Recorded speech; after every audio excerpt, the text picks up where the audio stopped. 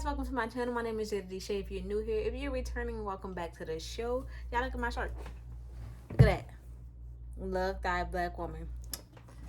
Y'all already know what the vibes are. Okay, so let's just jump straight in. Today we're going to be talking about one of my favorite women in history, who I didn't learn about till recently, but she's not one of my favorites. We're going to talk about Bessie Coleman. Insert a picture over there.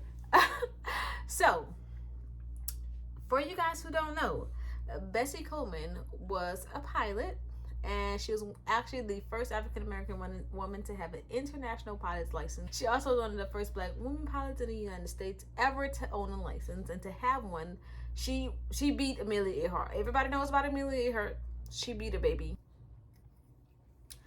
Okay, so let's jump into the backstory to how Bessie became Queen Bess. That was the name that she eventually went by. So let's get into it. Bessie was one of 14 kids. Her parents had a large amount of children, which was typical back in the late to early 1800s to 1900s. It was typical because you didn't know if your child was going to make it or not. The statistics, it didn't look too high. So she was one of 14.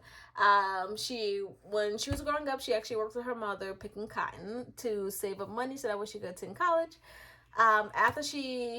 When she turned 18, she decided to go to college, but she ran out of money within her first semester just due to not understanding, college and its finances overall. So she ran out of money pretty quickly. And in 1915, she chose to move to Chicago with her brother, who had already moved up there to start a life for himself. So she chose to move to Chicago with her brother shortly after dropping out of college. And pretty much she worked as a nail manicurist. She hated this job a lot. She was a manicurist, she was a waitress, she did a whole host of things. And during those careers was when she met the Chicago Times journalist. His name was Robert S. Abbott. He heard her talk about how she wanted to be a pilot, and he encouraged her to go. How did she get the idea of being a pilot? She actually saw someone being a pilot on TV. She said she wanted to do it, and her brother said she'd never do it. He was like, you can't be a pilot. It's unheard of. And true, it was unheard of. There was no woman pilot. Like, Amelia Earhart wasn't a thing at this time. So after her brother doubted her and she was sharing that information with the journalist, he was like, you should do it. You should go to France, because there was no school that was willing to take her within the United States that was willing to let her go to their school and get her license. So unfortunately, she had to go abroad. She saved up some money, and she also got funding from the Chicago Times journalist, Robert, who helped send her to France, where she went to the Cardin Brothers School of Aviation. She attended the school in 1920, so she was in Chicago for about 5 years. It took her 5 years to save up the money, and with help from him and, other sponsorships, she was able to go, but it took her 5 years to get there. In 1920, she attended the school. By 1921, she had graduated, and she received her pilot license. She was basically the first African-American woman to hold an international pilot's license. The very first one. And she was the first black woman to hold a commercial pilot's license in the U.S., which is major.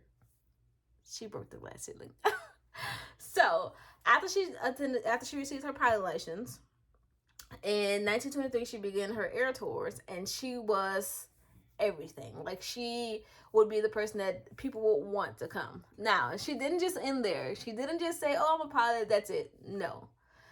During her time there, she would never perform in any U.S. base that had, severe segregation issues. She would fight. Everyone has to enter through one door. We're not any different than anybody else. So it wasn't two separate interests. Obviously, she couldn't change the fact that they did not want to sit together.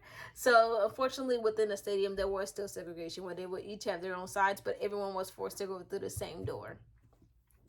And she always talked about how she wanted to open a school so other African-American people could get that experience, could become a pilot just like her without having to leave the country and gather all this money and basically get sponsorships to be able to become a pilot, because why?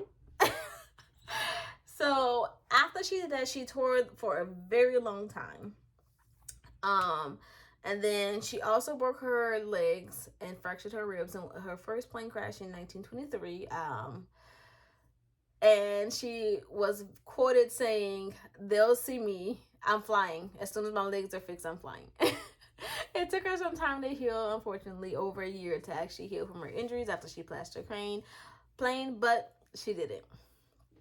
Around 1925, she bought her next plane. And unfortunately, she also passed away in 1926. So she bought her next plane in 1925. In 1926, she was actually brainstorming and trying to find a good spot to do some tricks in. So she would actually go out before she would actually perform. She'd go out and basically stop, like, look around the area to see where's a good spot to do this trick or do that trick. If she wanted to hop out of her plane, where would be a good spot to do that safely? And when she was spinning the plane, would she have enough time to, put the plane upright within that time frame before she would run into something? So she did this very often before all of her flights. It was something that she always did, and people would literally go out and watch her and see if they can catch her kind of scooping out the scenes. So in 1926, she did this with her assistant, and unfortunately during this time the planes had no top, and I'll insert a picture here. It had no top of the plane, so when you're in the plane, it's nothing, like there was no glass ceiling or anything like that. It was open. So as her assistant is flying the plane, the engine starts to fail and he loses control of the plane. It then goes into the tailspin. By her leaning over the plane to look and try to scout out things, she unfortunately falls out of the plane at this point in time. No seatbelt or anything.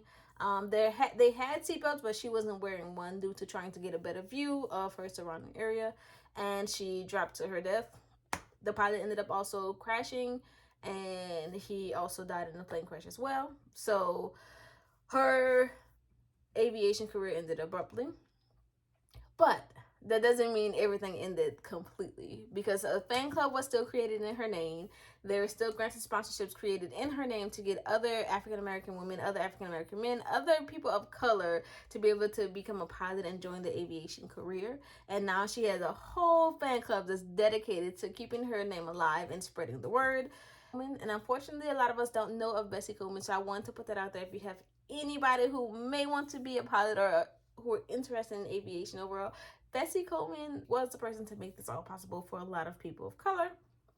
And I think we owe it to her. She didn't get to see the benefits of all her hard work, but I feel like now we have the opportunity to bring that back and to actually talk about it. So I encourage everybody to review some things about Bessie Coleman and also find an unspoken hero. There's tons of unspoken heroes that has made it so a lot of us are able to enjoy the things that we enjoy now, including Bessie, Marsha P. Johnson. Look, there's so many.